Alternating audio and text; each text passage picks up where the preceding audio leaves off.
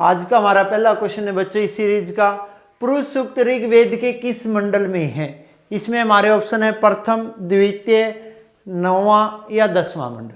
जल्दी से कमेंट करके बताएं और क्वेश्चन का सही आंसर दें।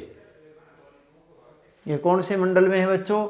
10वें मंडल में है। कौन से मंडल में है? 10वें मंडल में। यानी 10वें मंडल में कौन से सूक्त का वर्णन है? पुरुष सूक्त का वर्णन। मैं आपको बता देता हूं, ऋग्वेद में कितने मंडल हैं? 10 मंडल। बाद में जोड़े गए मंडल है पहला और 10वां। पहला और 10वां मंडल क्या है? बाद में जोड़े गए। क्लियर? जो 2 से लेकर 7 तक कौन से मंडल हैं? गोत्र मंडल है। जो 9वां मंडल है वो कौन से देवता को समर्पित है? सोम देवता को समर्पित है। और 10वें मंडल में कौन से सूक्त का वर्णन है? पुरुष सूक्त का वर्णन है। 10वें मंडल में कौन सा सूक्त दिया गया है? पुरुष सूक्त दिया गया है। इस पुरुष सूक्त में हमें 4 वर्णों की क्या बताई गई है? उत्पत्ति बताई गई है। क्या कहा देखिए, बोला देवताओं ने एक विराट पुरुष की बलि दी। देवताओं ने एक विराट पुरुष की क्या दी भाई? बलि। उसी विराट पुरुष के मुख से उत्पन्न हुए ब्राह्मण। मुख से कौन उत्पन्न हुए? ब्राह्मण। उसकी भुजाओं से उत्पन्न हुए क्षत्रिय। उसकी जांघों से उत्पन्न हुए वैश्य और उसके पांव से उत्पन्न हुए शूद्र।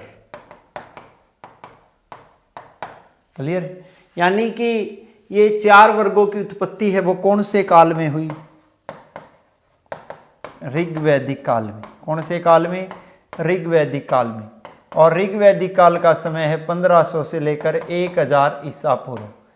और ऋग्वैदिक काल की जानकारी देने वाला हमारे पास सबसे महत्वपूर्ण स्रोत कौन सा वेद है? ऋग्वेद। यानी ऋग्वैदिक काल की संपूर्ण जानकारी कौन से वेद से मिलती? ऋग्वेद से।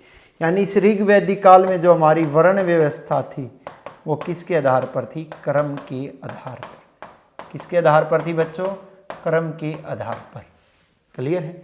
आपको पता लग गया ऋग्वेद में 10 मंडल है, बाद में जोड़े गए हैं पहला और 10वां। 2 से लेकर 7 तक के गोत्र मंडल है। 9वां मंडल सोम मंडल है। 10वें मंडल में पुरुष सूक्त दिया गया है जिसमें हमें 4 वर्णों की उत्पत्ति बताई गई है। उसमें बताया गया कि देवताओं ने एक विराट पुरुष की बलि दी। उसके मुख से उत्पन्न हुए ब्राह्मण, भुजाओं से उत्पन्न हुए क्षत्रिय, जांघों से उत्पन्न हुए वैश्य और पांव से उत्पन्न हुए शूद्र। यानी जो वर्ण व्यवस्था थी वो किसके आधार पर थी? क्रम के आधार पर। कौन से काल में? ऋग्वैदिक काल। अब बात करते हैं नेक्स्ट क्वेश्चन की। सुमेलित कीजिए, बुद्ध के जीवन की घटनाएं दी गई हैं। जिस तरह महात्मा बुद्ध से जुड़ी हुई ये 4 घटनाएं हैं, इनका क्वेश्चन ये मोस्ट इंपोर्टेंट क्वेश्चन है। जिस तरह पहली घटना महाभिनिष्क्रमण, दूसरी घटना संबोधि, तीसरी घटना धर्म चक्र परिवर्तन, चौथी घटना महापरिनिर्वाण। जो महात्मा बुद्ध के घर छोड़ने की घटना का नाम है, महात्मा बुद्ध के घर छोड़ने की घटना का नाम क्या है? महाभिनिष्क्रमण। महात्मा बुद्ध के घर छोड़ने की घटना का क्या नाम है बच्चों? महाभिनिष्क्रमण। जो उसकी ज्ञान प्राप्ति की घटना है उसका नाम क्या है? संबोधि। महात्मा बुद्ध के ज्ञान प्राप्ति की घटना का क्या नाम है? संबोधि। जो महात्मा बुद्ध के उपदेश देने की घटना है, वो उपदेश देने की घटना का क्या नाम है? धर्म चक्र परिवर्तन। क्लियर है? और जो महात्मा बुद्ध की मृत्यु की घटना है उसका क्या नाम है? महापरिनिर्वाण। तो इसमें देखते हैं कि हमारा कौन सा ऑप्शन मैच होता है। हमारे इसमें ऑप्शन सही है BACD। यानी इसमें हमारे 2 ऑप्शन सही कर रखे हैं। यानी आप बी इसमें हमारा डी भी सही है और ऑप्शन सी भी सही है। क्लियर है?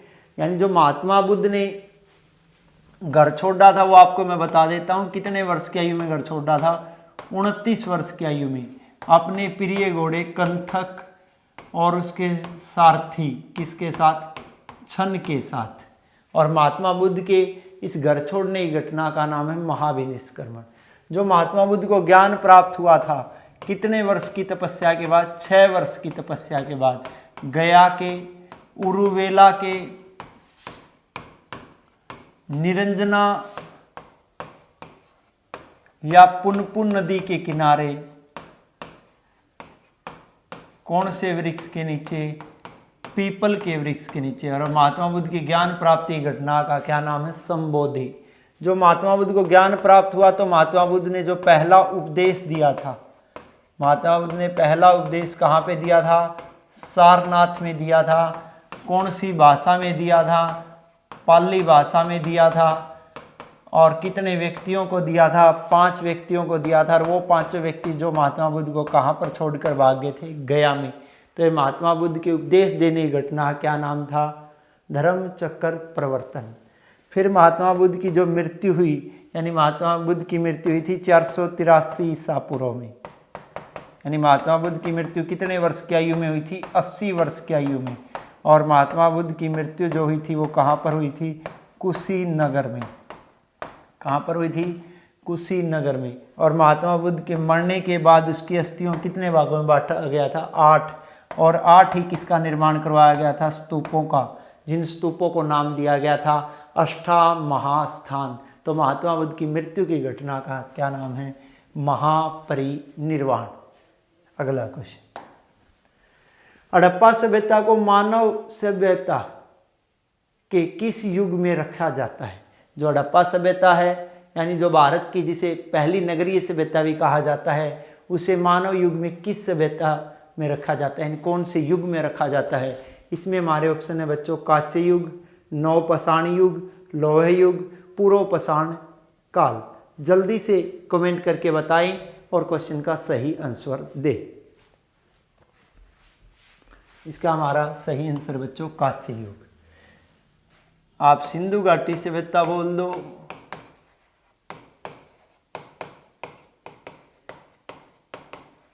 हड़प्पा सभ्यता बोल दो,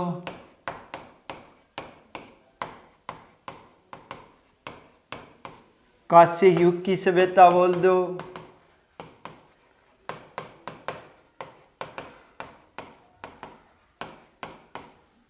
पहली शहरी सभ्यता बोल दो,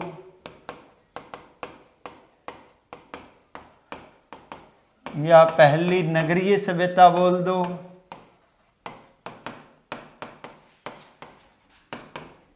बात एक ही, यानी हड़प्पा सभ्यता, सिंधु घाटी सभ्यता, कांस्य युग की सभ्यता, पहली शहरी सभ्यता, पहली नगरीय सभ्यता, बात एक ही। इसे कांस्य युग की सभ्यता इसलिए कहा जाता है क्योंकि इस समय लोग परिचित थे कौन सी धातुओं से? तांबा और टीन से। तांबा और टीन के मिश्रण से कौन सी धातु का निर्माण होता है? कांसा धातु का निर्माण होता है। और ये सिंधु घाटी सभ्यता लोग जो तांबा प्राप्त करते थे कहाँ से? खेतड़ी राजस्थान से। जबकि टीन प्राप्त करते थे कहाँ से प्राप्त करते थे? अफगानिस्तान से। क्लियर? इसे हड़प्पा सभ्यता इसलिए कहा जाता है क्योंकि सिंधु घाटी सभ्यता के अंतर्गत जो सबसे पहले 1921 में खोज हुई थी वो कहाँ पर हुई थी? हड़प्पा में। और हड़प्पा के खोजकर्ता का क्या नाम था? दयाराम साहनी। हड़प्पा पड़ता है पाकिस्तान के पंजाब प्रांत में रावी नदी के किनारे। हरियाणा में एक भैंस की बड़ी मशहूर नस्ल है मुर्रा। मुर्रा का जन्म स्थान है मोंटगामरी। और उसी मोंटगामरी जिले के अंतर्गत क्या पड़ता है बच्चों? हड़प्पा पड़ता है। इसे पहली शहरी सभ्यता इसलिए कहा गया क्योंकि हड़प्पा जो का नगर था वो कैसा नगर था? नियोजित नगर था। और दूसरा जल निकासी प्रणाली थी, यानी जल निकासी प्रणाली और नियोजित नगर के आधार पर इसे कौन सी सभ्यता भी कहा गया? शहरी सभ्यता भी कहा गया। इसके अलावा इसे शहरी सभ्यता कहने का एक दूसरा कारण और भी है, ये लोग क्या करते थे? व्यापार भी करते थे। यानी कि इनका जो मुख्य पेशा था सिंधु घाटी सभ्यता के लोगों का, वो मुख्य पेशा क्या था? व्यापार। क्लियर? नेक्स्ट क्वेश्चन, सिंधु घाटी के लोग किस वस्तु का सर्वाधिक आयात करते थे? अगर हम कोई चीज़ मंगवाते हैं, यानी कोई चीज़ कनाडा से आई, हमने मंगवाई तो क्या है, आयात। और कनाडा वालों के लिए ही वो चीज़ क्या है, निर्यात। यानी भेजने वाले के लिए होती निर्यात, मंगवाने वाले के लिए क्या होती है, आयात। तो आज का हमारा ये क्वेश्चन क्या है, सिंधु घाटी के लोग किस वस्तु का सर्वाधिक आयात करते थे।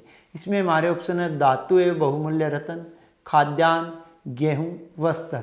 जल्दी से कमेंट करके बताएं और इस क्वेश्चन का सही आंसर दें। तो इसका हमारा सही ऑप्शन है बच्चों धातु एवं बहुमूल्य रत्न। यानी सिंधु घाटी सभ्यता के लोग धातु एवं बहुमूल्य रत्नों का आयात करते थे। किससे करते थे, एक तो इनके व्यापारिक संबंध थे यूनान के साथ, दूसरा इनके व्यापारिक संबंध थे मेसोपोटामिया के साथ। वही मेसोपोटामिया जिसे आज आप किस नाम से जानते हैं, ईरान के नाम से जानते हैं। यानी इनसे ये मंगवाते थे धातु और बहुमूल्य रत्न। बल्कि यूनान के लोगों ने तो सिंधु घाटी सभ्यता के लोगों को क्या कहा है, सिंडन कहा है। इनका सिंडन कहने का कारण था कपास, क्योंकि कपास का रंग कैसा होता है, सफ़ेद होता है। और कपास के इस सफ़ेद रंग के कारण ही सिंधु घाटी सभ्यता के लोगों को सिंडन कहा। किन्होंने कहा, यूनानियों ने। क्लियर। उसके बाद मेसोपोटामिया के लोगों ने सिंधु घाटी सभ्यता के सथलों के लिए, उन्होंने लोगों के लिए कहा, इन्होंने सथलों के लिए कौन से शब्द का प्रयोग किया है, मेहलुआ शब्द का प्रयोग किया। कौन से शब्द का प्रयोग किया, मेहलुआ शब्द का। जबकि सिंधु घाटी सभ्यता के लोग जो निर्यात करते थे, किसका निर्यात करते थे, कपास का। कपास की खेती की ही शुरुआत, कपास की जो खेती की शुरुआत है वो मानी जाती है। और कपास की खेती की शुरुआत कौन सी सभ्यता से मानी जाती है, सिंधु घाटी सभ्यता से। कौन सी सभ्यता से मानी जाती है, सिंधु घाटी सभ्यता से मानी जाती है। किसकी खेती की शुरुआत, कपास की खेती की शुरुआत। वैसे अगर पूछ ले सबसे जो प्राचीन साक्ष्य मिला है खेती का, वो कहाँ से मिला है, मेहरगढ़ से। और मेहरगढ़ आपका कहाँ पे पड़ेगा, पाकिस्तान में। यानी मेहरगढ़ के, पाकिस्तान के मेहरगढ़ से हमें सबसे प्राचीन साक्ष्य मिला है, किसका, खेती का। और सिंधु घाटी सभ्यता की मुख्य फसल क्या थी, कपास। कपास का ये लोग क्या करते थे, निर्यात। किस किस को, यूनान और मेसोपोटामिया को। यानी कहने का मतलब ये है कि सिंधु घाटी सभ्यता के समय भारत कौन से व्यापार में लगा हुआ था, अंतर्राष्ट्रीय व्यापार में। जब एक देश से दूसरे देश में कोई वस्तु भेजी जाती है तो कौन सा व्यापार कहलाता है, अंतर्राष्ट्रीय व्यापार। जब एक राज्य से दूसरे राज्य में कोई चीज़ भेजी जाती है तो कौन सा व्यापार कहलाता है, राष्ट्रीय व्यापार। जब एक जिले से दूसरे जिले में कोई चीज़ भेजी जाती है तो वो कौन सा व्यापार होता है, राजकीय व्यापार। राजकीय या पारदेशिक बोल दो, यानी एक प्रदेश की सीमाओं के अंदर हुआ व्यापार कहलाता है पारदेशिक व्यापार। क्लियर है बच्चों। अब बात करते हैं अगले क्वेश्चन।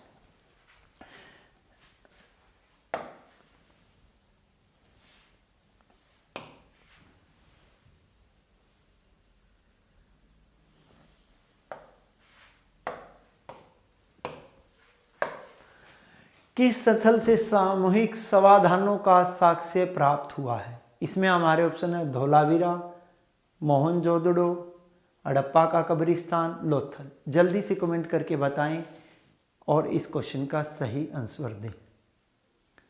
तो इसका हमारा सही आंसर है बच्चों हड़प्पा का कब्रिस्तान। हड़प्पा के कब्रिस्तान से हमें कौन सी पत्ती, किस तरह की कब्र मिले, R37। यानी R37 पत्ती की जो कब्र मिले हैं, यानी कि R37 पत्ती का जो कब्रिस्तान मिला है, कहाँ से मिला है, हड़प्पा से मिला है। जो ये सिंधु घाटी सभ्यता में मरने के बाद व्यक्ति के शव के साथ 3 काम होते थे। या तो समाधि, समाधि यानी व्यक्ति को मरने के बाद दफना दिया जाता था, या फिर आंशिक समाधि।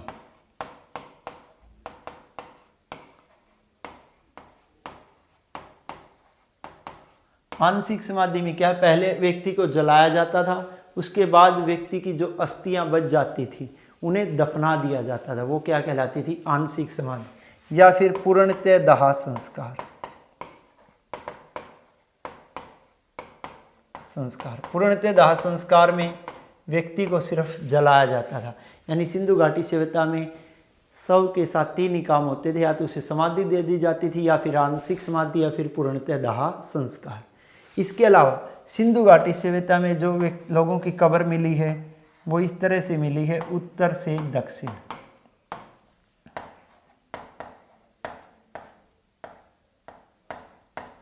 उत्तर में उसके क्या होता था भाई, व्यक्ति का सिर, और दक्षिण में उसके क्या होते थे, पांव।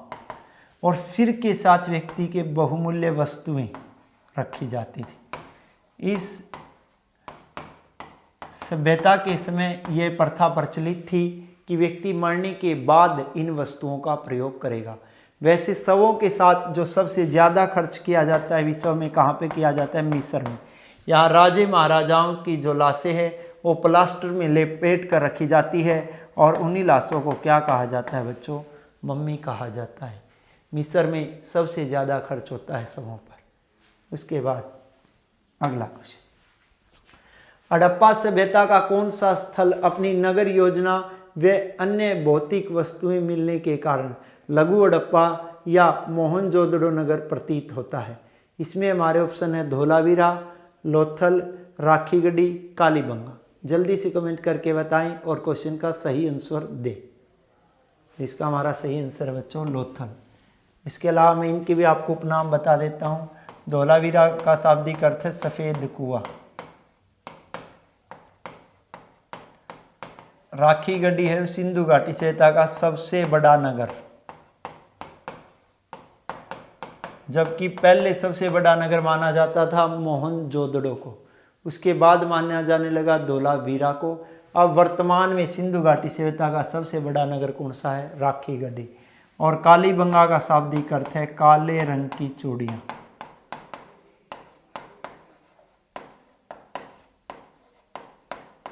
कालीबंगा का शाब्दिक अर्थ क्या है, काले रंग की चूड़ियां। अब बात कर लेते हैं लोथल की।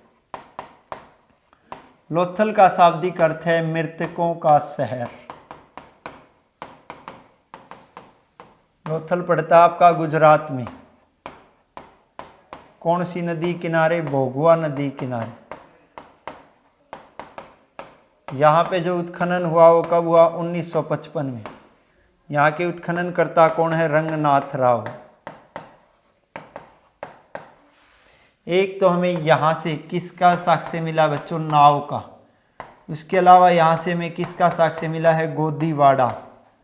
गोदीवाड़ा यानी बंदरगाह। बंदरगाह थी तो इसका मतलब ये लोग क्या करते थे, व्यापार करते थे। और जैसा कि मैंने आपको एक पीछे क्वेश्चन में बताया था, ये लोग अंतर्राष्ट्रीय व्यापार करते थे यूनान और मेसोपोटामिया के साथ। इसके अलावा यहाँ से मिला है हाथी दांत का पैमाना।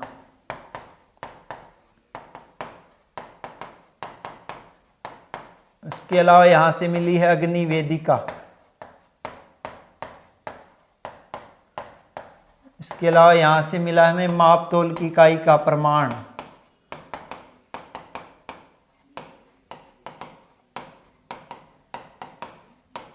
और जो माप तोल की इकाई थी वो कितने के अनुपात में थी, 16 के अनुपात में थी। यानी ये सारे साक्ष्य हमें कहाँ से मिले हैं, लोथल से।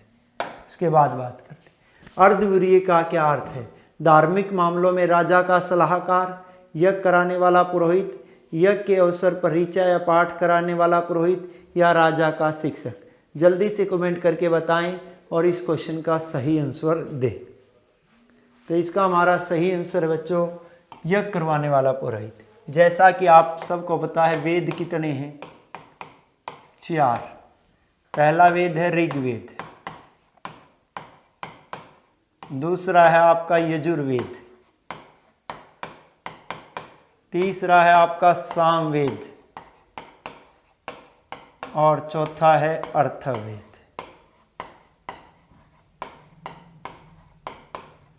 ऋग्वेद, यज्ञ करते समय देवताओं की स्तुति के लिए उच्चारित किए जाने वाले मंत्र है कौन से वेद में, ऋग्वेद। जो ऋग्वेद के इन मंत्रों को उच्चारित करता है वो कहलाता है होता या होत्री ऋषि। ऋग्वेद में ही कौन सा मंत्र भी दिया गया है, गायत्री मंत्र। ऋग्वेद में ही कौन से युद्ध का वर्णन है, दशराज युद्ध का वर्णन। उसके बाद यजुर्वेद, यजु का शाब्दिक अर्थ है यज्ञ। यज्ञ करते समय पालन किए जाने वाले विधि विधानों का वर्णन है कौन से वेद में? यजुर्वेद में। जो इन विधि विधानों के बारे में मैं बताता हूँ वो कहलाता है अर्धवीर्य। यजुर्वेद एकमात्र ऐसा वेद है जो गद्य और पद्य दोनों शैलियों में है। यजुर्वेद में 40 मंडल है और 2000 ऋचाएं हैं। यजुर्वेद 2 भागों में बटा हुआ है, कृष्ण यजुर्वेद और शुक्ल यजुर्वेद। क्लियर है बच्चों? उसके बाद सामवेद, यज्ञ करते समय गाए जाने वाले मंत्र है सामवेद में। साम का शाब्दिक अर्थ ही होता है गाना, और जो इन मंत्रों को गाता है वो क्या कहलाता है? उद्गाता। क्या कहलाता है भाई? उद्गाता। सामवेद में 1549 ऋचाएं हैं। भारत के शास्त्रीय संगीत का आधार है सामवेद। उसके बाद अर्थवेद। अर्थवेद की जो रचना की थी वो अर्थवा ऋषि ने की थी। और इस अर्थवेद में कौन सी विचारधाराएं दी गई हैं? आर्य और अनार्य विचारधाराएं। आर्य और अनार्य जो विचारधाराएं हैं, आर्य और अनार्य विचारधाराएं कौन से वेद में दी गई है? अर्थवेद में दी गई। इसके अलावा अर्थवेद में राज्याभिषेक, रोग निवारण, राजभक्ति, वशीकरण, मुठकर्णी, जंतर मंतर तंत्र, सब इन बातों का वर्णन है। और जो इन सब बातों के बारे में बताता हो क्या कहलाता है? बरहा। क्या कहलाता है बच्चों? बरहा। यानी यज्ञ करने वाला जो पुरोहित है वो क्या कहलाया? अर्धवीर्य। कौन से काल में? उत्तर वैदिक काल। अगला क्वेश्चन, उत्तर वैदिक युग में जाति प्रथा का आधार हो गया था कर्म, जन्म, अभिरुचि या व्यवसायिक निपुणता? जल्दी से कमेंट करके बताएं और क्वेश्चन का सही आंसर दें।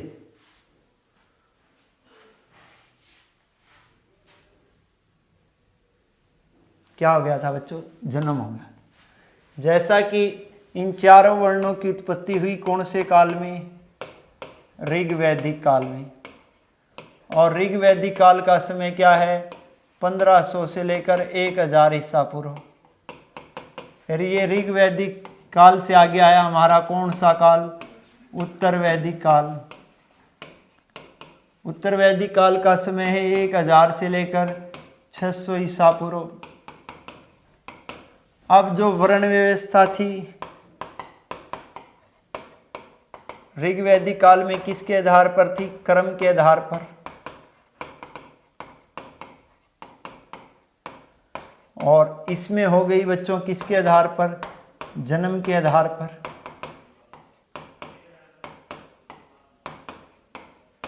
क्लियर? साथ ही इसी उत्तर वैदिक काल में किसकी दशा भी निम्न हुई?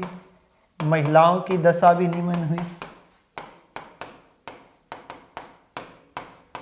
साथ ही महिलाओं से पढ़ने का और किसका अधिकार छीन लिया गया? संपत्ति का अधिकार छीन लिया गया। क्लियर है? इसके अलावा परिवार कैसे थे? संयुक्त परिवार थे। और कैसे थे भाई? पितृसत्तात्मक थे। जबकि इसके अलावा अगर बात करना चाहूँ, जो ऋग्वैदिक काल में महिलाओं की दशा अच्छी थी, उन्हें पढ़ने का और संपत्ति का अधिकार था, परिवार पितृसत्तात्मक थे, संयुक्त परिवार थे। लेकिन जो महिलाओं की दशा निम्न होने की शुरुआत और जो वर्ण व्यवस्था के बदलाव दोनों ही कौन से काल में हुआ? उत्तर वैदिक काल में। विष्णु का प्राचीनतम उल्लेख कहाँ मिलता है? इसमें हमारे ऑप्शन है बच्चों ऋग्वेद, सामवेद, शतपथ ब्राह्मण, गोपथ। जल्दी से कमेंट करके बताएं और इस क्वेश्चन का सही आंसर दें।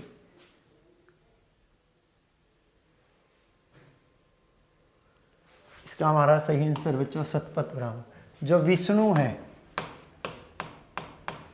वो उत्तर वैदिक काल का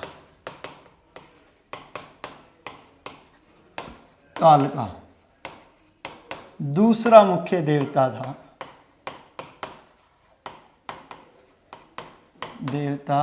था प्रजापति के बाद।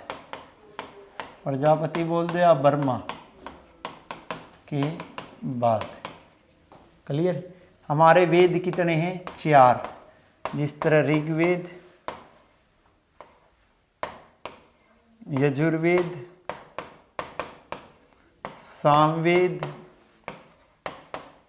और अर्थवेद। ऋग्वेद के ब्राह्मण ग्रंथ है बच्चों कैसितकी और ऐत्रेय। यजुर्वेद के है तैत्तिरीय और शतपथ। सामवेद के है पंचवीस और जैमिनीय, और अर्थवेद का है गोपथ। यानी कि प्रत्येक वेद की ब्राह्मण रचना ही, यानी प्रत्येक वेद की गद्य रचना ही ब्राह्मण ग्रंथ है। और ये 4 वेदों के 7 ब्राह्मण ग्रंथ है। ऋग्वेद के है कैसितकी ऐत्रेय, यजुर्वेद के तैत्तिरीय शतपथ, सामवेद के है पंचवीस जैमिनीय, अर्थवेद का है गोपथ।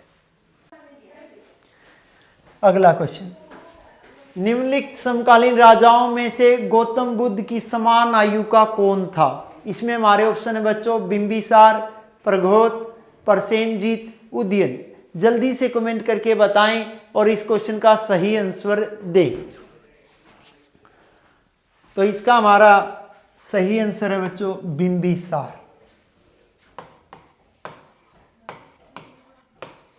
बिंबिसार जिसे वास्तविक संस्थापक कहा जाता है,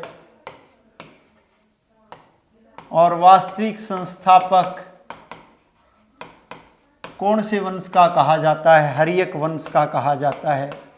हर्यक वंश जिसे इतिहास में पितृहंता वंश के नाम से भी जाना जाता है।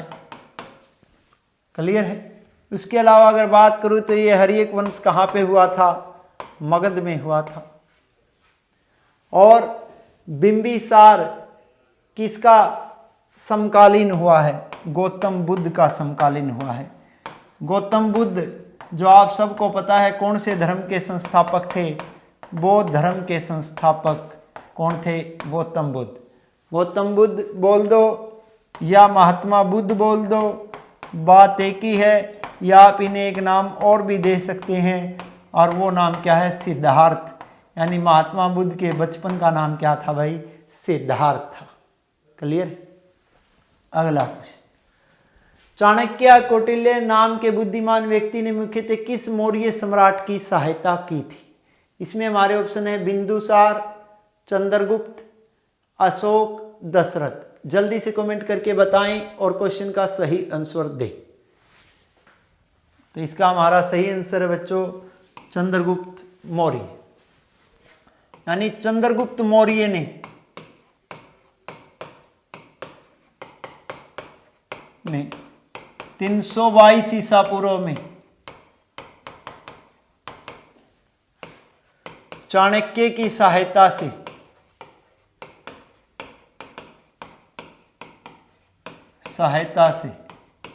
नंद वंश के अंतिम शासक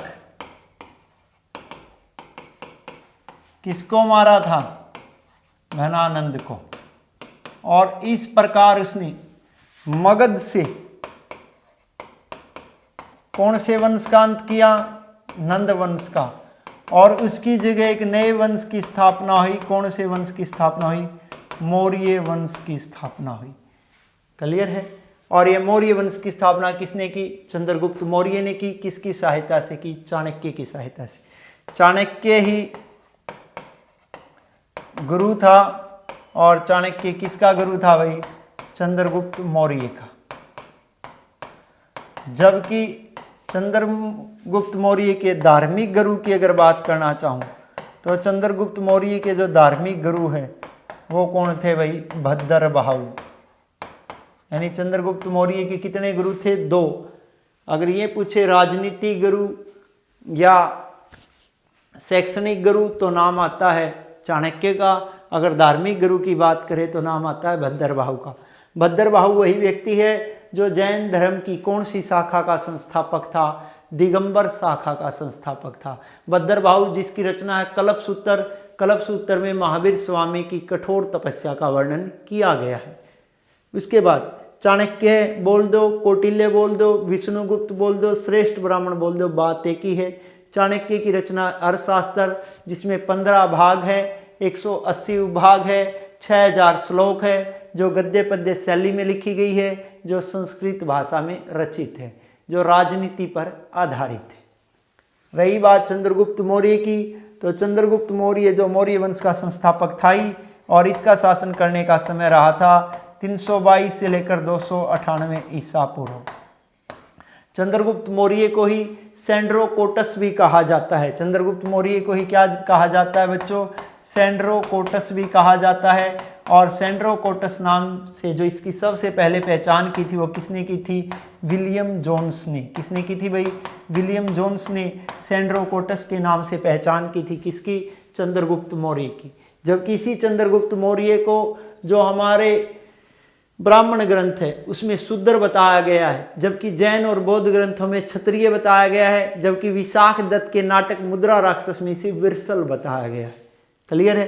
पहला अंतर्राष्ट्रीय समझौता करने वाला शासक कौन था? चंद्रगुप्त मौर्य। पहला अंतर्राष्ट्रीय विवाह करने वाला शासक कौन था? चंद्रगुप्त मौर्य। इसने अंतर्राष्ट्रीय समझौता तो किया था सेल्यूकस निकेटर के साथ, अंतर्राष्ट्रीय विवाह किया था सेल्यूकस निकेटर की पुत्री हेलेना के साथ। उसके अलावा जो भारत आया था पहला दूत मेगास्थनीज, वो भी किसके दरबार में आया था? चंद्रगुप्त मौर्य के दरबार। अगला क्वेश्चन, बिंदुसार के समय में तक्षशिला में विद्रोह हुए, उसे दबाने के लिए बिंदुसार ने किसको भेजा? इसमें हमारे ऑप्शन है बच्चों चंद्रगुप्त, अशोक, तीवर, संप्रीति। जल्दी से कमेंट करके बताएं और क्वेश्चन का सही आंसर दें। तो इसमें हमारा सही आंसर है बच्चों अशोक। बिंदुसार जिसका समय था 298 से लेकर 273 ईसा पूर्व। बिंदुसार को इतिहास में क्या कहा जाता है? अमित्रघात भी कहा जाता है।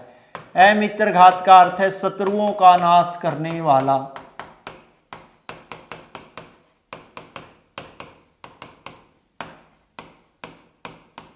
और शत्रुओं का नाश करने वाला कौन कहलाया? बिंदुसार। बिंदुसार के समय सुदूरवर्ती दक्षिण भारत में विद्रोह हुए थे, यानी सिर्फ कहां पर विद्रोह हुए थे? तक्षशिला में। और तक्षशिला में कितने विद्रोह हुए थे? 2। जो पहला विद्रोह दबाया था बच्चों, वो पहला विद्रोह दबाया था अशोक ने। और जो दूसरा विद्रोह है वह दूसरा विद्रोह दबाया था सुसीम ने। जबकि बिंदुसार के समय उज्जैन का राज्यपाल था अशोक और तक्षशिला का राज्यपाल था बिंदुसार।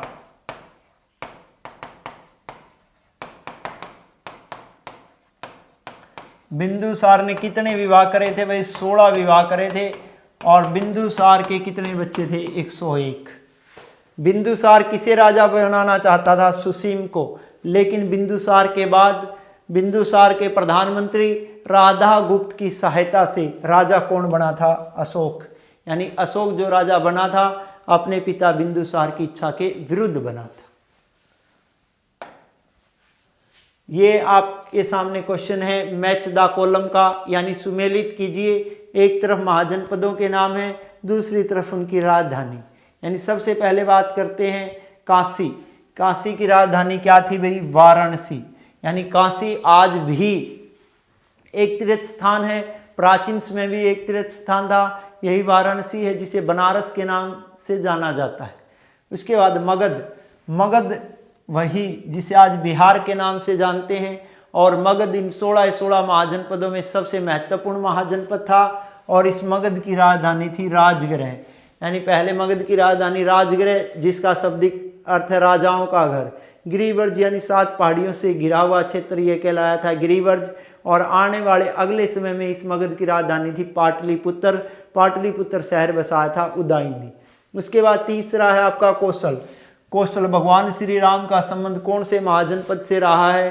कौशल महाजनपद से रहा है। महात्मा बुद्ध की माँ महामाया कौन से राज्य की राजकुमारी थी? कौशल राज्य की राजकुमारी थी। और इस कौशल राज्य की राजधानी क्या थी भाई? श्रावस्ती। श्रावस्ती बोल दो या अयोध्या बोल दो। और आप सबको पता है अयोध्या सरयू नदी के किनारे बसा हुआ शहर है। कौन सा है? अयोध्या। उसके बाद वजी। वजी एक पशुपालक समुदाय था। और वजी की राजधानी क्या थी? मिथिला। वजी की राजधानी क्या थी बच्चों? मिथिला थी। यानी इसका हमारा कौन सा ऑप्शन सही है? Option D. यानी काशी की राजधानी वाराणसी, मगध की राजधानी राजगृह, कौशल की राजधानी श्रावस्ती और वजी की राजधानी मिथिला। यानी कुल कितने महाजनपद हुए हैं? 16 महाजनपद हुए हैं, जिनका वर्णन बौद्ध ग्रंथ अगुंतर निकाय और जैन ग्रंथ भगवती सूत्र में मिलता है।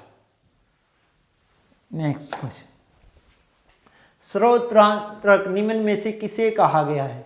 महापद्म नंद को कहा गया है, गणानंद को कहा गया है, चंद्रगुप्त को कहा गया है या राष्ट्रपाल को कहा गया है? जल्दी से कमेंट करके बताएं और इस क्वेश्चन का सही आंसर दें।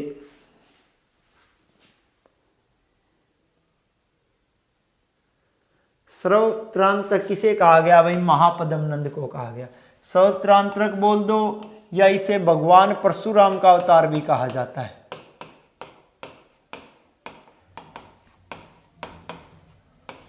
और भगवान परशुराम का अवतार भी किसे कहा जाता है? महापद्म नंद को कहा जाता है। महापद्म नंद कौन से वंश का शासक था? नंद वंश का शासक था। ये नंद वंश आपका कहाँ पर हुआ है? मगध में हुआ है। और महापद्म नंद ही इतिहास का पहला शासक है जिसने किसका निर्माण करवाया था? नहर का निर्माण करवाया था। कहाँ पे करवाया था? कलिंग में। यह वही कलिंग है जिसे आज आप किसके नाम से जानते हैं? उड़ीसा के नाम से। और इसी उड़ीसा का 2011 में नाम बदल कर दिया गया ओडिशा। ये वही ओडिशा जिसकी आज वर्तमान में राजधानी है भुवनेश्वर। तो यहाँ पर नहर का निर्माण किसने करवाया था? महापद्म नंद ने। और महापद्म नंद ही कहलाया। स्रोत्रनाशक का शाब्दिक अर्थ है क्षत्रियों का नाश करने वाला।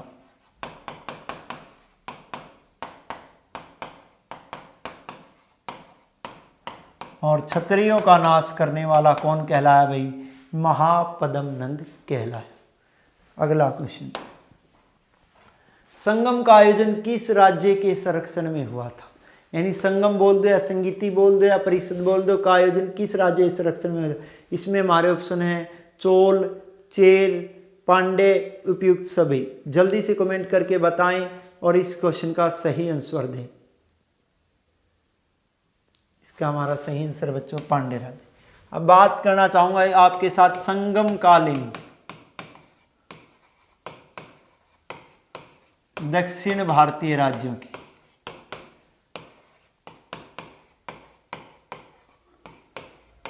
संगम कालीन दक्षिण भारतीय राज्यों की संख्या कितनी है? 3। वो कौन से है भाई?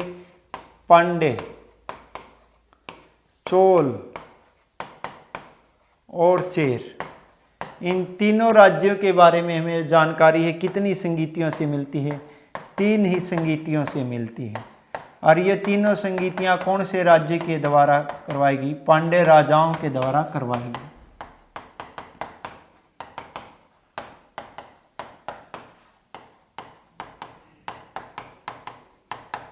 इस पांडे राज्य की राजधानी थी मदुरै, जो मोतियों के लिए प्रसिद्ध थी।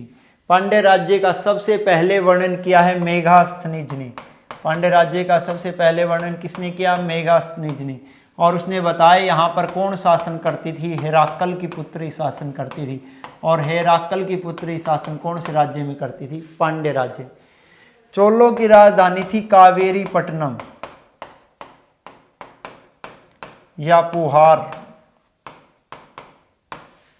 इस चोल का संस्थापक हुआ था विजयालय। चोल साम्राज्य का संस्थापक कौन था? विजयालय। चोल वंश का एक राजा हुआ है इलेरा, जिसने श्रीलंका को जीतकर 50 साल तक राज किया था।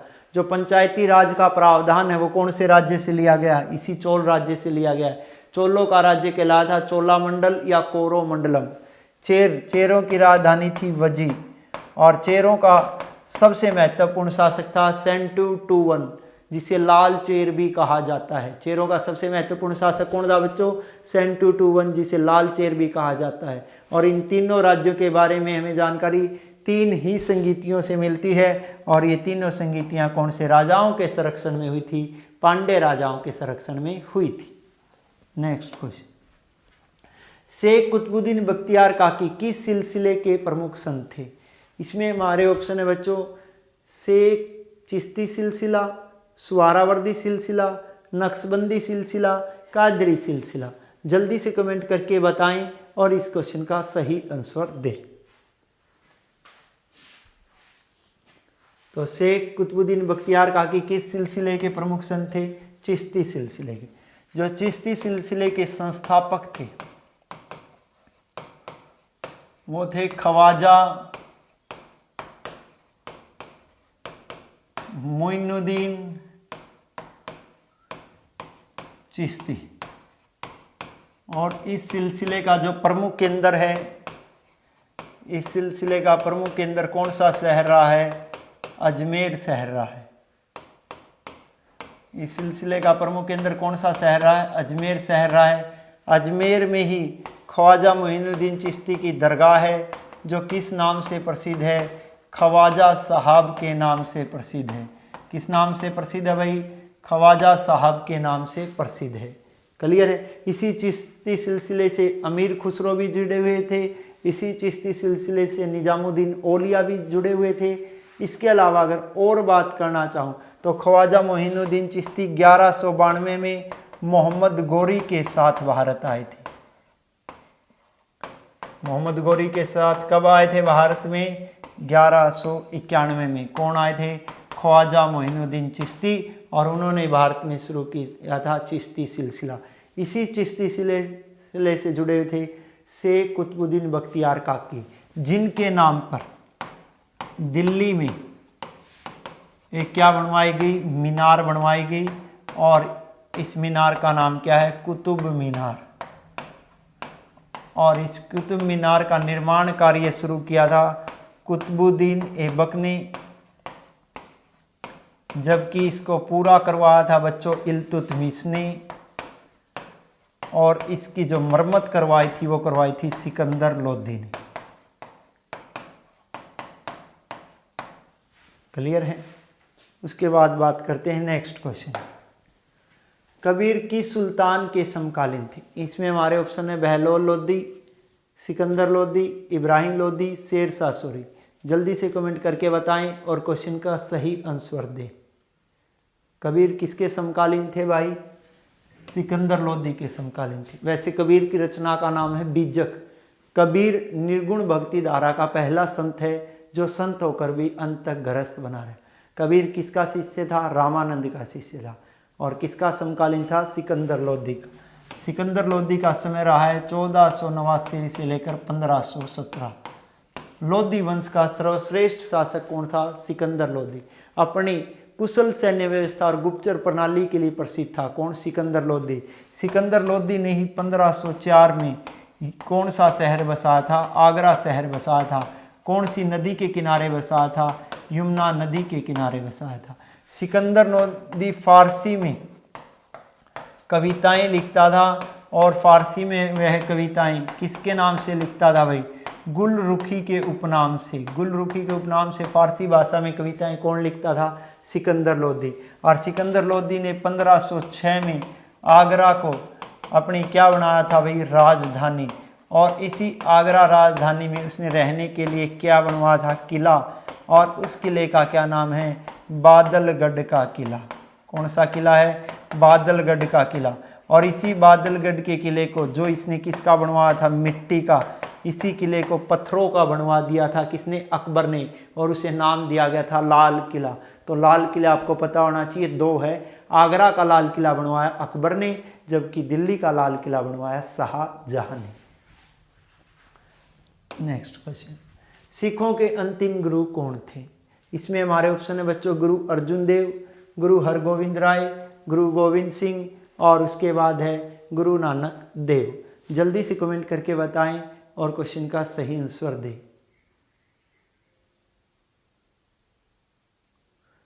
तो सिखों के अंतिम गुरु थे गुरु गोविंद सिंह। ये सिखों के अंतिम एवं 10वें गुरु थे। इन्हीं के समय रचित हुआ था 10वें पातशाह का ग्रंथ।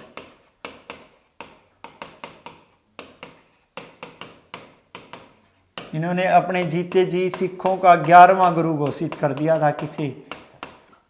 गुरु ग्रंथ साहिब को। और गुरु ग्रंथ साहिब का ही दूसरा नाम है आदि ग्रंथ। और इस गुरु ग्रंथ साहिब की रचना हुई थी गुरु अर्जुन देव के समय। किसके समय हुई थी? गुरु अर्जुन देव के समय।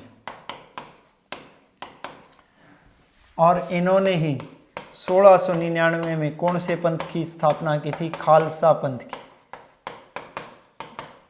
खालसा पंथ में दीक्षित प्रत्येक व्यक्ति के लिए क्या अनिवार्य थे? पंचमकार, केस, कंगा, कड़ा, कच्छ और कृपाण। और 7 अक्टूबर 1708 को एक अफगान के द्वारा चाकू मारकर नादिया नामक स्थान पर, यह नादिया नामक स्थान पड़ेगा आपका गोदावरी नदी के, नादिया नामक स्थान पर चक्कू मारकर हत्या कर दी गई थी। किसकी हत्या कर दी गई थी? गुरु गोविंद सिंह की। ये सिखों के 10वें में अंतिम गुरु थे और इन्होंने ही नाम के अंत में किसकी उपाधि भी धारण की थी? सिंह की उपाधि धारण की थी। जबकि यहाँ पर सिंह नहीं आना चाहिए था, यहाँ पर आना चाहिए था गुरु हरगोविंद राय। यानी सिंह की उपाधि लेने वाले सिखों के अंतिम गुरु कौन थे? गुरु गोविंद सिंह। जबकि सिख धर्म के संस्थापक कौन थे?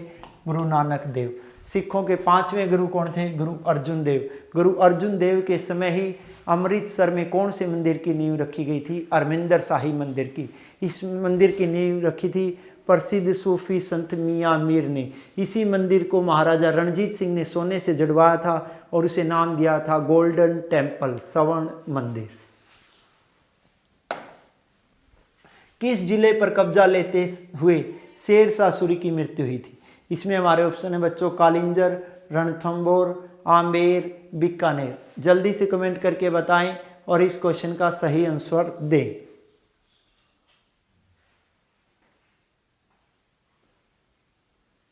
तो इसका हमारा सही आंसर बच्चों कालिंजर, शेर शाह सूरी।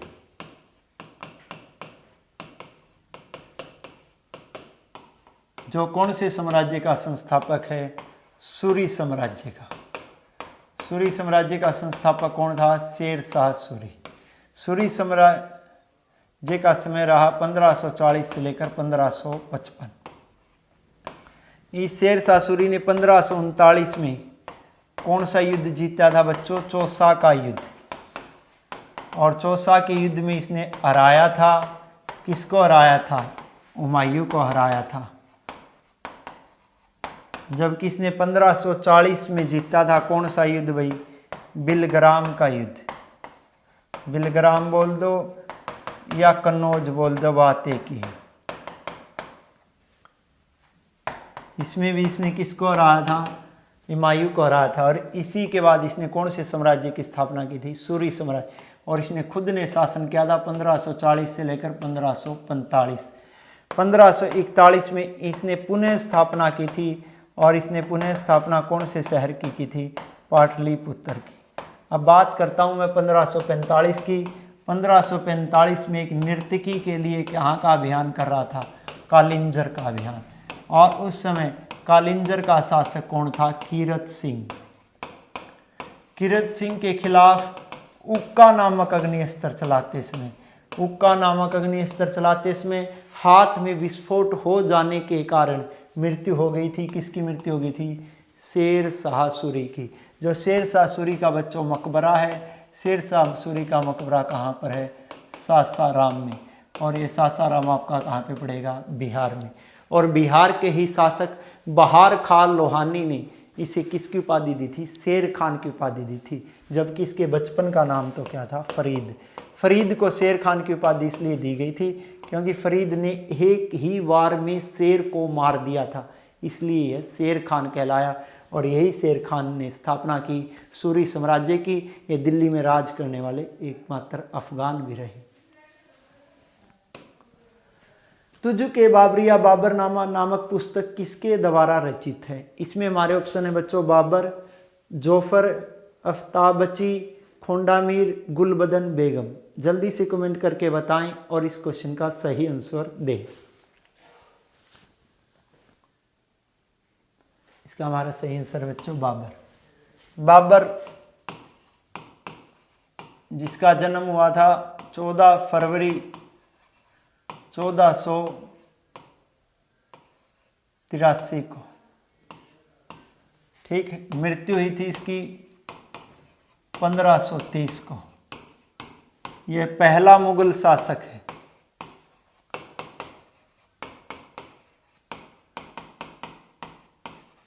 जिसने अपनी क्या लिखी? आत्मकथा। जिसका नाम है तुजुक-ए बाबर या बाबरनामा, कौन सी भाषा में लिखी गई? तुर्की भाषा में। और तुर्की भाषा में भी अपनी आत्मकथा लिखने वाला यह पहला शासक है। इस बाबरनामा में बाबर ने कितने शासकों का वर्णन किया है? 7 शासकों का वर्णन किया है।